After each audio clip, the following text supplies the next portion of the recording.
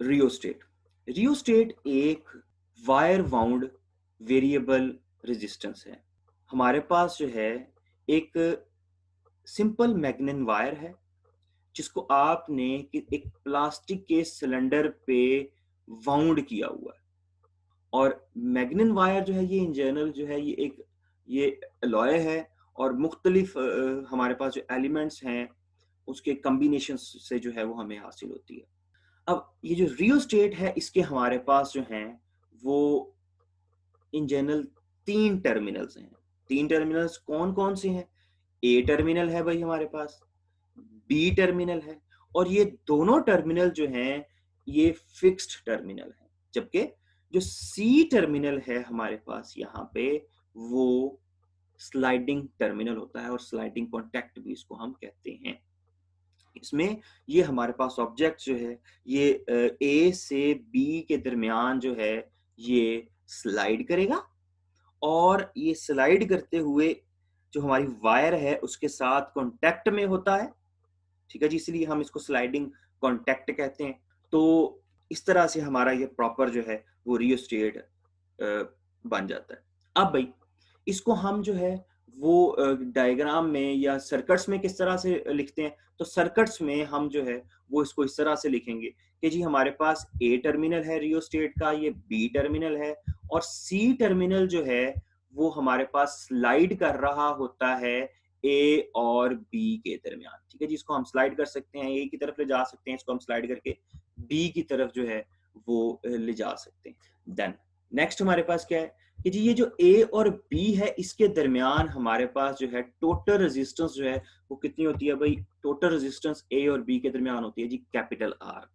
और ये जो रेजिस्टेंस है ये इन जनरल किस वजह से है? जो ए और बी के दरमियान आपने वायर वाउंड की है उसकी लेंथ जो है, उसकी लंबाई जो है वो इन जनरल कोरिस्पॉन्ड करती है रियोस्टेट की टोटल रेजिस्टेंस को। वायर ज्यादा वाउंड करेंगे तो लेंथ ज्यादा होगी, तो रेजिस्टेंस भी क्या होगी भाई हमारे पास ज्यादा होगी। ठीक है, तो लेंथ जो है यहाँ पर वो जो वायर की लेंथ है जिसको आपने बाउंड किया हुआ है वो रेजिस्टेंस को रिप्रेजेंट करती है। अब भाई ये जो सी टर्मिनल है इसकी स्लाइडिंग से जो है वो हमारे पास रेजिस्टेंस अपीयर होगी आप जिन पर्टिकुलर टर्मिनल्स को इस्तेमाल करोगे उनके क्रॉस। जैसे कि हम रियोस्टेट को इस्तेमाल कर सकते हैं दो तरह से। हम रियोस्टेट को इस्तेमाल करते हैं एज अ वेरिएबल रेजिस्टर और हम इसको यूज कर सकते हैं एज अ पोटेंशियल डिवाइडर। तो सबसे पहले हम जो है वो लर्न करते हैं कि किस तरह से हम जो है वो रियोस्टेट को एज अ वेरिएबल रेजिस्टर जो है वो यूज कर सकते हैं। तो वेरिएबल रजिस्टर यूज करते हुए हम क्या करेंगे भाई, हम जो हमारे टर्मिनल्स हैं उनका इंतखाब करते हैं सबसे पहले। तो जी हम जब हमने as a variable resistor use करना है तो फिक्स टर्मिनल में से हम किसी एक टर्मिनल को चूज करेंगे, जहां पर जैसे कि हम ए टर्मिनल जो है उसका इंतखाब कर रहे हैं और दूसरा टर्मिनल जो मस्ट टर्मिनल है वो हमारे पास जो है वो सी टर्मिनल होगा। अब ए और बी के दरमियान हमारे पास टोटल रेजिस्टेंस जो है वो आर है। ए और बी के दरमियान हमारे पास टोटल रेजिस्टेंस जो है वो कैपिटल आर है। और ये जो सी के कॉन्टैक्ट की जो पोजीशन है ये डिटरमिन करेगी ए और सी के दरमियान कितनी रेजिस्टेंस है। यानी कि अगर ये जो सी है ये ए के करीब होगा तो हमारे पास जो है वो जो रेजिस्टेंस है ए और सी के दरमियान जिसको स्मॉल आर से रिप्रेजेंट किया गया है वो कम होती चली जाएगी। और अगर ये सी स्लाइडिंग कॉन्टैक्ट जो है अगर ये अवे चलता चला जाएगा, किस तरफ को जाएगा भाई? ये मूव करेगा अगर बी की तरफ, तो बी की तरफ जाते हुए रेजिस्टेंस जो है वो ज्यादा होती चली जाएगी। जब ये सी ए की तरफ आएगा रेजिस्टेंस कम होगी ए और सी के दरमियान, और अगर सी जो है वो बी की तरफ जाएगा तो रेजिस्टेंस जो है वो ए और सी के दरमियान जो है वो बढ़ती चली जाएगी। If sliding contact is shifted away from the terminal A, the length and hence the resistance included in the circuit increases, and if the sliding contact is moved toward A, the resistance decreases. C जो है वो ए की तरफ आ रहा है, जो length जो है जो ए और सी के दरमियान है वायर की, वो कम होती चली जाएगी उस कॉन्टैक्ट के, वो जो कॉन्टैक्ट और ए के दरमियान लेंथ कम होगी, रेजिस्टेंस कम होती चली जाएगी। सी जो है वो ए से अवे मूव कर रहा है, लेंथ बढ़ती चली जाएगी और रेजिस्टेंस भी बढ़ेगी। अब इसको हम एक सर्किट से स्टडी कर लेते हैं। जी हमारे पास एक सर्किट है जिसमें हमने यूज किया है जो हमारा ए टर्मिनल है उसे, जिसको ए टर्मिनल को हमने एक बैटरी के साथ कनेक्ट किया हुआ है, इस बैटरी के नेगेटिव टर्मिनल के साथ। देन हमारे पास जो है सी कॉन्टैक्ट टर्मिनल जो है उसको हमने कनेक्ट किया हुआ है एक लाइट सोर्स के साथ, लाइट सोर्स देन फर्दर जो है कनेक्टेड है बैटरी के साथ। इस तरह से ही हमारा सर्किट जो है वो कंप्लीट है। अब जो इस वक्त हमारे पास ए और सी के दरमियान रेजिस्टेंस है वो इन जनरल यहाँ पे हम नोट कर सकते हैं, इस लेंथ से हमें मिलेगी। तो भाई इस वक्त ए और सी के दरमियान जो रेजिस्टेंस जो है वो कम है, लेकिन अगर आप इस स्लाइडिंग कॉन्टैक्ट को सी की तरफ ले जाना शुरू करोगे, जैसे ये स्लाइडिंग कॉन्टैक्ट सी की तरफ मूव करेगा, हम क्या नोट करेंगे, रेजिस्टेंस बढ़ना शुरू हो जाएगी। अब इसका हमें कैसे पता लगेगा जी रेजिस्टेंस जो है वो बढ़ रही है? अब हमारा लाइट सोर्स जो है वो हमें इसकी गारंटी करेगा। कैसे भाई? कि जी जैस इस वक्त हमारा जो लाइट सोर्स है अगर आप देखें तो वो जो है वो फुल ग्लो कर रहा है और उसकी लाइट जो है वो चारों तरफ जो है वो जा रही है भाई। और जैसे ही हम ये जो स्लाइडिंग कॉन्टैक्ट है इसे सी की तरफ लेकर जाते हैं, तो हम क्या नोट करेंगे भाई, आहिस्ता आहिस्ता ग्लो जो है लाइट का, पहले फुल ग्लो कर रही है लाइट, और जैसे जैसे आप क्या करते हो भाई स्लाइडिंग कॉन्टैक्ट को सी की तरफ लेकर जाते हो, लाइट का ग्लो जो है with the passage of time कम होना शुरू हो जाएगा, रेजिस्टेंस बढ़ती चली जाएगी ए और सी के दरमियान, और लाइट सोर्स जो है उसका ग्लो जो है वो रिड्यूस होना शुरू हो जाएगा, क्योंकि रेजिस्टेंस बढ़ रही है, लाइट सोर्स में से पास होने वाला करंट जो है वो कम होता चला जाएगा, उसका ग्लो जो है वो कम हो जाएगा। ठीक है जी, तो इस तरह से हम रेजिस्टेंस इस रियोस्टेट को एज अ वेरिएबल रेजिस्टर जो है वो यूज कर सकते हैं।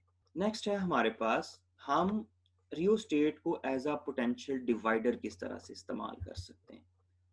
तो पोटेंशियल डिवाइडर इस्तेमाल करने के लिए हमारे पास जो हम सर्किट डायग्राम बनाते हैं उसके अकॉर्डिंगली हमारे पास ए और बी टर्मिनल जो है उसके क्रॉस हम बैटरी लगा देंगे।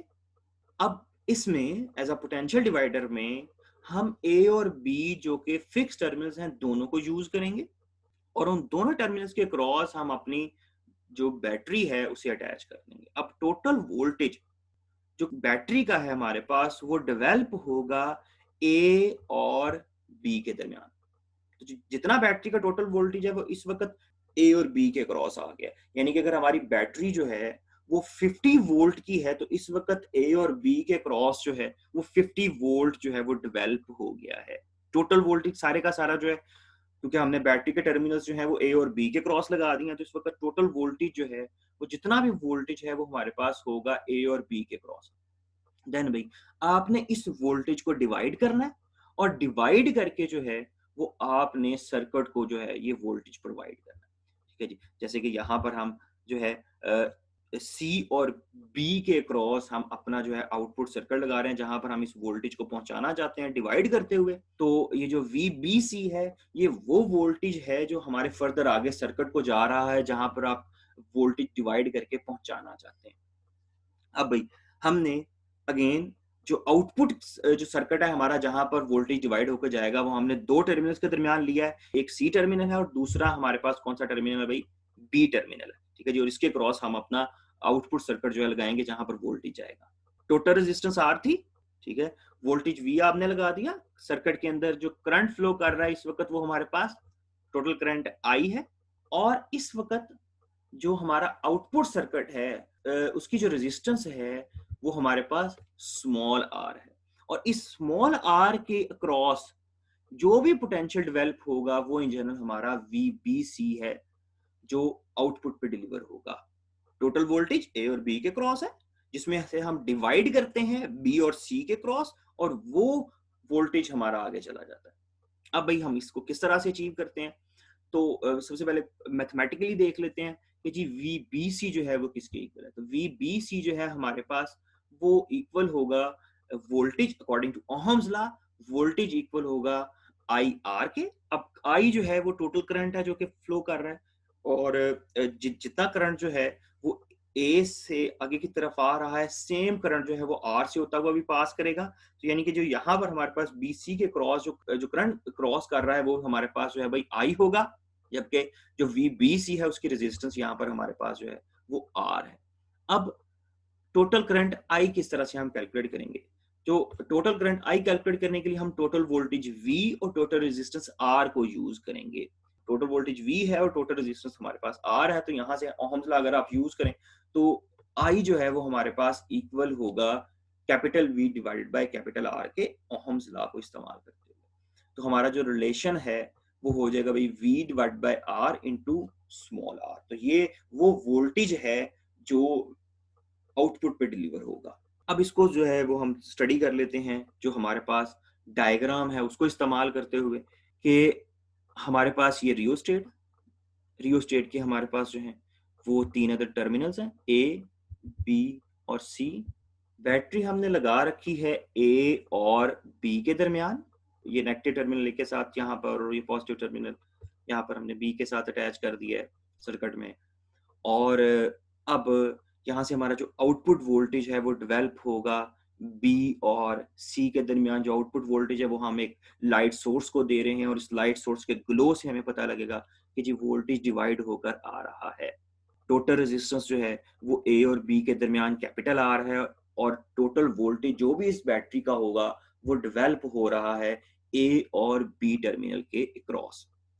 इस वक्त ए और बी के क्रॉस जो पोटेंशियल है वो तो टोटल पूरी बैटरी का है, लेकिन अगर आप स्लाइडिंग कॉन्टैक्ट की पोजीशन देखें तो उसके अकॉर्डिंगली पोटेंशियल ने डिवाइड होना है।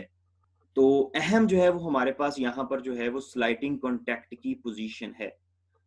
At output terminals a potential difference varying from 0 to full potential difference of the battery depending on the position of the sliding contact। तो जी आउटपुट के ऊपर हमारे पास जो है वो 0 से फुल पोटेंशियल डिफरेंस तक बी और सी के दरमियान डेवलप होगा। डिपेंड किसके ऊपर करता है? आपके पास जो सी का ये जो सी हमारे पास स्लाइडिंग कॉन्टैक्ट है इसकी पोजीशन क्या है। इस वक्त अगर आप देखें तो जो पोटेंशियल डिफरेंस बी और सी के दरमियान है वो ज्यादा होगा, क्योंकि इस वक्त हमारे पास जो है वो ज्यादा रेजिस्टेंस बी और सी के दरमियान आ रही है। ज्यादा रेजिस्टेंस आने से क्या होगा भाई? ज्यादा पोटेंशियल ड्रॉप होगा इसके क्रॉस।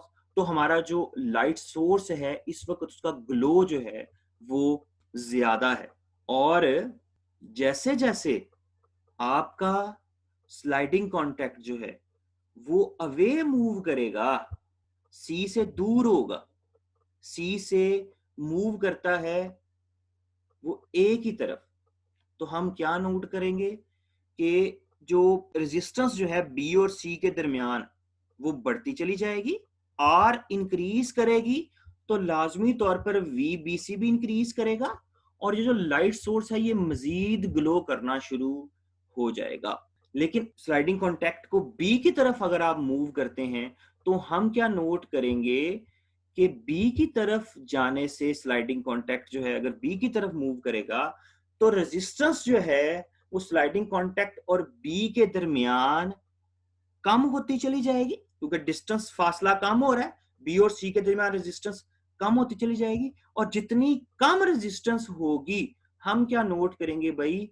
उतना पोटेंशियल डिफरेंस कम होता चला जाएगा। और हम क्या नोट करेंगे भाई? कि जो ग्लो है यहाँ पर हमारे पास लाइट सोर्स का वो आहिस्ता आहिस्ता आहिस्ता आहिस्ता क्या होना शुरू हो जाएगा भाई? डिम होना शुरू हो जाएगा। लाइट सोर्स जो है वो आहिस्ता आहिस्ता आप क्या नोट करोगे? उसका जो ग्लो है वो कम हो रहा है, और जो है ना जैसे जैसे वोल्टेज इसके क्रॉस कम होता चला जाएगा ग्लो मजीद कम होता चला जाएगा, और एक वक्त आएगा ग्लो जो है वो बिल्कुल खत्म हो जाएगा जब बी और सी एक दूसरे के साथ एग्जैक्टली मिल जाएंगे। नेट रेजिस्टेंस जीरो हो जाएगी उनके दरमियान, और नेट पोटेंशियल डिफरेंस भी जीरो हो जाएगा। और जब जीरो पोटेंशियल डिफरेंस हो जाएगा देन कोई करंट उसमें से पास नहीं करेगा, ग्लो जो है वो मुकम्मल तौर पे खत्म हो जाएगा। इस तरह से सी कॉन्टैक्ट को ए और बी के दरमियान मूव करते हुए हम टोटल वोल्टेज जो ए और बी के अक्रॉस डेवलप है उसे डिवाइड कर सकते हैं और हम अपनी मर्जी से जीरो पोटेंशियल डिफरेंस और फुल पोटेंशियल डिफरेंस जो है वो क्रिएट कर सकते हैं बी और सी के दरमियान। तो इस तरह से हमारा पोटेंशियल डिवाइडर जो है वो काम करता है। बेटा यहाँ पर रेजिस्टेंस के, क्योंकि पोटेंशियल डिवाइडर है तो जितनी ज्यादा रेजिस्टेंस होगी उसके क्रॉस उतना ज्यादा पोटेंशियल डिफरेंस आएगा। रेजिस्टेंस जितनी ज्यादा होगी उतना पोटेंशियल ज्यादा होगा और जितना ज्यादा पोटेंशियल होगा उतनी लाइट ज्यादा ग्लो करेगी। वेरिएबल रेजिस्टेंस में करंट के कम ज्यादा होने की वजह से लाइट ग्लो करती है। यहां पर पोटेंशियल डिफरेंस जो बी और सी के क्रॉस आ रहा है उसके कम ज्यादा होने की वजह से लाइट ने ग्लो करना है। तो पहले रेजिस्टेंस ज्यादा थी, करंट कम था। वेरिएबल रेजिस्टेंस में हम करंट की बात कर रहे थे, यहां पर हम बात करेंगे वोल्टेज की। तो रेजिस्टेंस ज्यादा होगी, वोल्टेज ज्यादा होगी उसके क्रॉस, क्योंकि ये जो रेजिस्टेंस है ये यहां पर बी और सी को वोल्टेज दे रही है। ये रेजिस्टेंस इसके ये जो सर्किट में नहीं लगी हुई, ये जो आउटपुट सर्किट है उसमें तो कोई रेजिस्टेंस ही नहीं है, वो तो डायरेक्ट अटैच है। उसमें जो लाइट सोर्स है वो डायरेक्ट बी और सी के क्रॉस लगा हुआ है। तो बी और सी के क्रॉस जो पोटेंशियल डिफरेंस आएगा वो असल में जो है वो कहां ट्रांसफर हो रहा है, वो लाइट सोर्स तक जो है भाई वो ट्रांसफर हो रहा है।